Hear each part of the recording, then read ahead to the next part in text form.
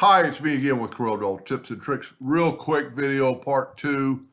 I failed to mention, and when I resized this for my icon for my video, if we take this and we enlarge it, like he's maybe going to enlarge it, look what happened to the thinness of the line of the label. And that might be pretty cool. But if you want it to be that thick constantly, we need to go to Object, ungroup this, take our line, and it shows right here we got a line, and you could either double click or hit F12 and go right here and scale with object.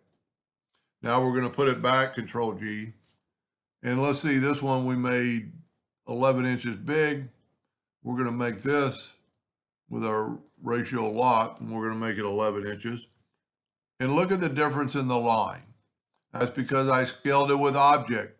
So it's actually a thicker line than in the label was when we do this, but it's proportionate to the size where this got quite a bit thinner. You could probably stretch this thing out to really big, and that would almost become a hairline that might not be as attractive as that. So anyway, just a short video. Hope that helped. Thank you for watching.